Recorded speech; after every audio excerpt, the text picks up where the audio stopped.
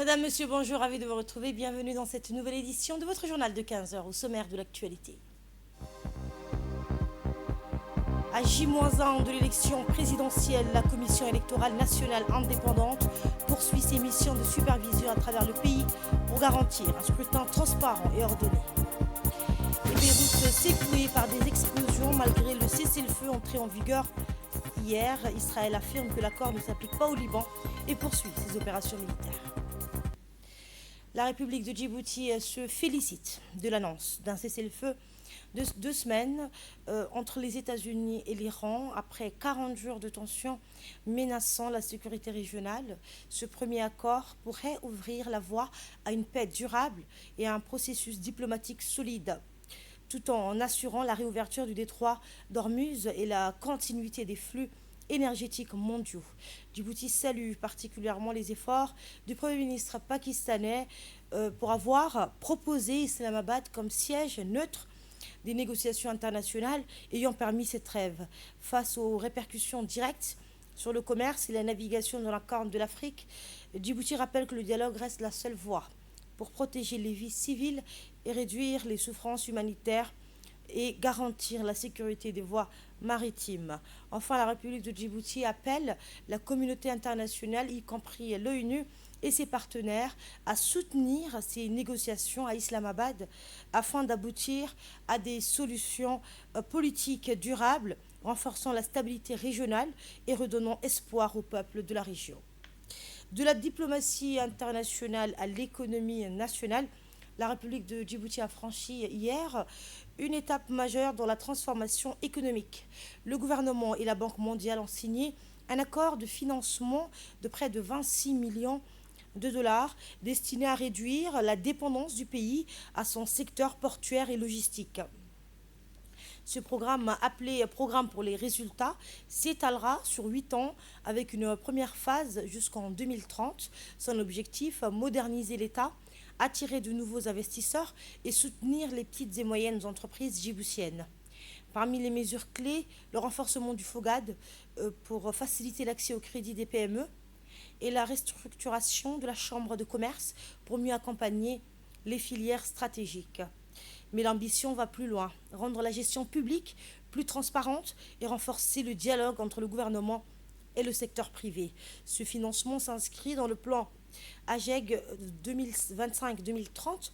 Les premières réformes devront produire des résultats concrets dès cette phase initiale.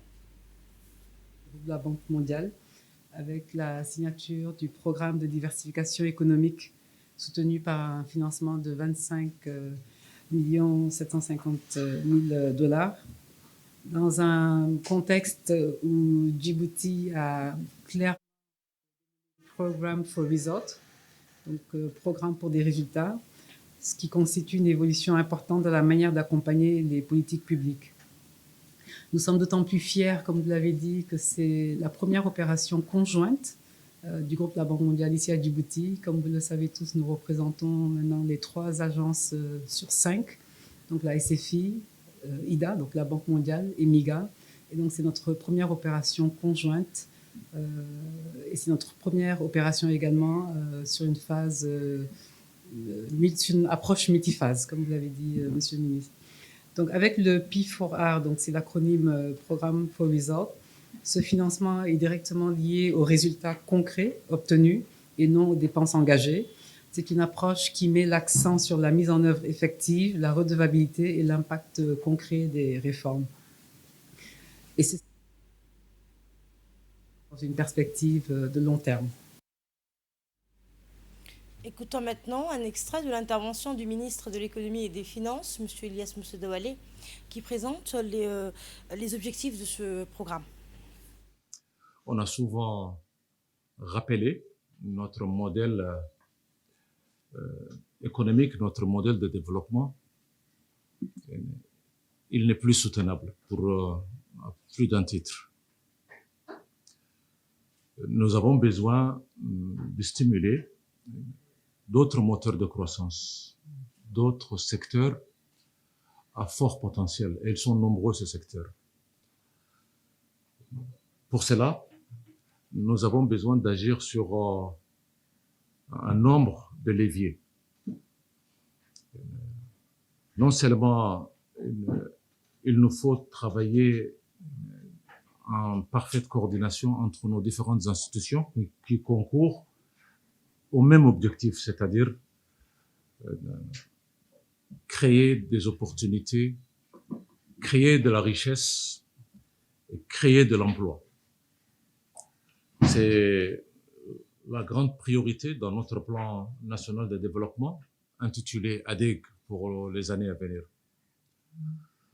Nous avons au jour d'aujourd'hui suffisamment d'éléments analytiques,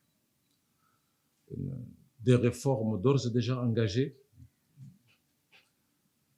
Il nous reste beaucoup à faire et ce projet, ce programme qui va durer environ 10 ans, il faut garder ça en tête, avec une première phase que nous allons signer aujourd'hui avec la Banque mondiale pour un montant de l'ordre de 70 millions, un peu plus de 70 millions de dollars, avec une première phase de 25 millions de dollars.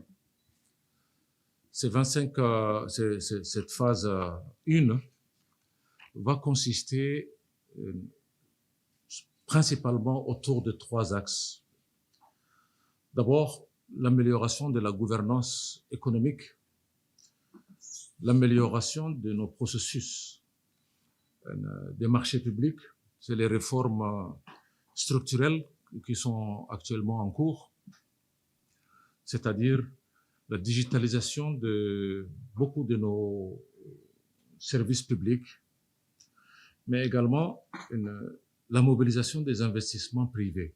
Parce que si on doit créer des emplois, ces emplois-là ne pourront venir que des investissements privés, qu'ils soient des investissements directs étrangers ou qu'ils soient des investissements, un investissement national. Pour cela, nous avons besoin d'inverser le processus. Ne plus attendre que les investissements arrivent pour chercher le foncier pour lequel ils ont besoin de s'y installer. Nous devons préparer le foncier industriel, le foncier plus généralement des affaires, du commerce, comme au même titre que nous sommes en train de faire pour l'habitat. Ensuite, ça suppose donc le développement des zones économiques spéciales. Avec Madame la secrétaire d'État en charge des investissements, nous sommes en train de travailler des projets ambitieux, notamment le développement des zones économiques. Et sur un tout autre plan, les préparatifs de l'élection présidentielle prévue demain se poursuivent activement. Ce matin, le ministre de l'Intérieur, Seyed Ibn Hassan, a reçu une délégation d'observateurs de la Ligue arabe. Il les a chaleureusement accueillis, rappelant la volonté des autorités de leur fournir toutes les facilités nécessaires pour accomplir leur mission dans les meilleures conditions. Cette visite s'inscrit dans le suivi des préparatifs électoraux et permet aux observateurs de prendre connaissance des mesures organisationnelles et logistiques mises en place pour garantir un scrutin transparent et équitable. Les observateurs de la Ligue arabe, de la Ligue des États arabes, suivront toutes les étapes du processus électoral, de la campagne jusqu'au jour du vote, en passant par le dépouillement et l'annonce des résultats. Ils évalueront le respect des normes internationales et ils relèveront toute observation sur le déroulement du scrutin. La délégation joue également un rôle clé dans la rédaction de rapports détaillés, incluant leurs observations et recommandations afin de renforcer l'intégrité et la transparence du processus électoral. À l'occasion de la journée de silence électoral, le ministre de l'Intérieur, Seyed Ibn Hassan, a présenté les mesures prises en place par le gouvernement via son ministère pour garantir le bon déroulement du processus électoral prévu demain, 10 avril. La campagne électorale, débutée le 27 mars dernier, a pris fin hier, mercredi 8 avril 2026, à minuit. Durant cette période, les candidats en lice ont mené, chacun à son rythme, une campagne active d'information et de sensibilisation à travers l'ensemble du territoire national à l'intention de la population djiboutienne. Ils ont organisé des meetings dans les différentes communes de la capitale, ainsi que dans les chefs-lieux et les localités des régions de l'intérieur. Ces rassemblements se sont globalement déroulés dans de bonnes conditions et sans incident majeur. Les candidats ont pu s'exprimer librement devant les électeurs, présenter leur programme et exposer leurs projets afin de convaincre du bien fondé de leur candidature. Je tiens à souligner que cette campagne s'est déroulée dans un esprit de responsabilité et de civisme digne d'une démocratie traditionnelle. La campagne ayant pris fin hier à minuit, je rappelle qu'il est désormais strictement interdit de mener toute activité de propagande ou de sensibilisation auprès des électeurs sous quelque forme que ce soit, conformément à la réglementation en vigueur. S'agissant du scrutin du vendredi 10 avril 2026, les bureaux de vote seront ouverts de 6h à 18h sur l'ensemble du territoire national, Inch'Allah. La police du bureau de vote relève de la responsabilité du président du bureau, qui veille au bon déroulement des opérations. Je rappelle que l'accès à la salle de vote est strictement interdit à toute personne porteuse d'une arme, y compris bâton et gourdin. Par ailleurs, aucune force armée ne peut être présente dans un bureau de vote sans autorisation expresse du président du bureau. Toutes les dispositions nécessaires ont été prises pour garantir le bon déroulement du scrutin. L'administration préfectorale, les forces de défense et de sécurité, ainsi que les autres institutions compétentes sont pleinement mobilisées. Aucun trouble à l'ordre public ne sera toléré. Le gouvernement demeure convaincu que l'organisation d'élections transparentes et crédibles contribue à l'apaisement du climat politique et social, ainsi qu'au renforcement de la démocratie en République de Djibouti.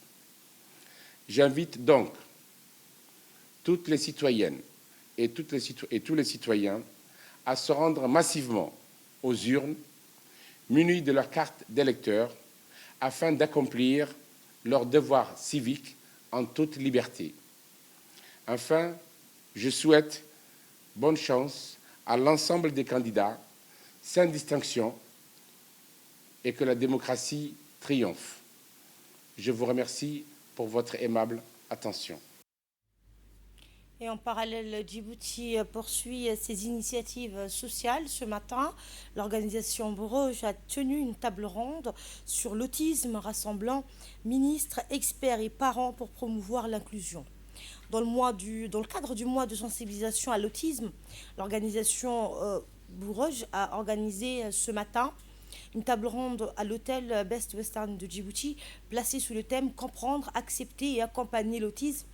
Cette rencontre a rassemblé institutions publiques, organisations internationales, professionnels de santé, personnel éducatif, associations et parents, avec un objectif commun, construire une société djiboutienne plus inclusive et bienveillante.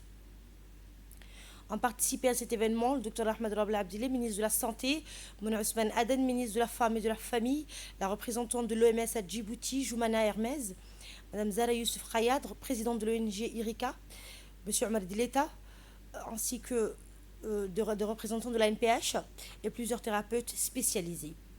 Le bureau a également remercié ses partenaires et sponsors pour leur soutien précieux à la réussite de cet événement, notamment Cenex et Twin Gulf Industries.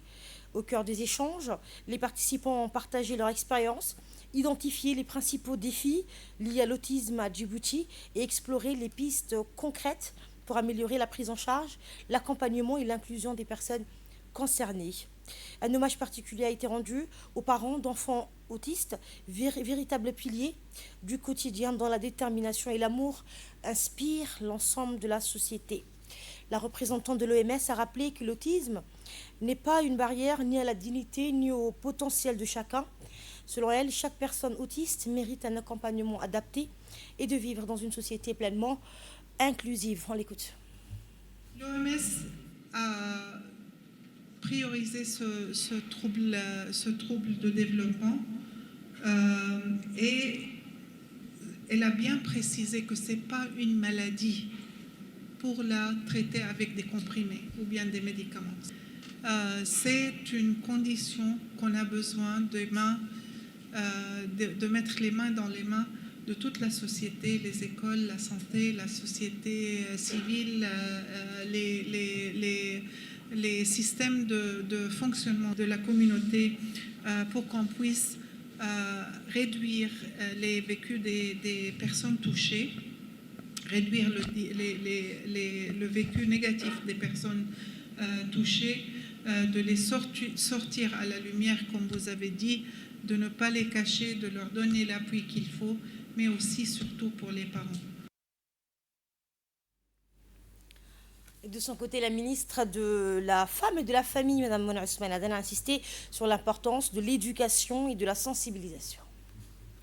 D'abord, je félicite toutes les mères présentes ici, toutes les mères qui ont un enfant neuroatypique, mais aussi ceux qui accompagnent et aident aussi ces mères pour qu'elles se sentent bien à un moment, parce que c'est très important, surtout pour l'enfant. Et je pense qu'au niveau médical, le ministre et Dr Ahmed a dit le besoin dont Djibouti doit se doter pour renforcer la formation, la capacité des professionnels de la santé, avoir des infirmiers spécialisés. Nous avons l'OMS avec nous qui accompagne Djibouti dans tous ces domaines-là, et notamment les maladies de façon générale. Donc si je reviens au ministère de la Femme et de la Famille, le ministère de la Femme et de la Famille est d'abord une femme. Avant d'être ministre, c'est une mère aussi.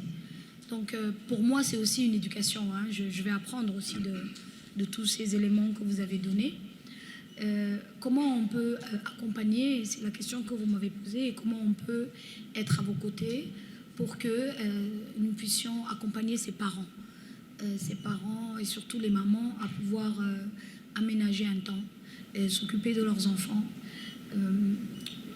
Moi, je ne dissocie pas, au fait, je ne dissocie pas les actions qu'il faudrait faire pour ces questions-là. Je pense que c'est un paquet. L'enfant doit être accompagné de la maison à l'école et dans les milieux de développement ou dans les milieux d'épanouissement, que chaque enfant a droit à y aller.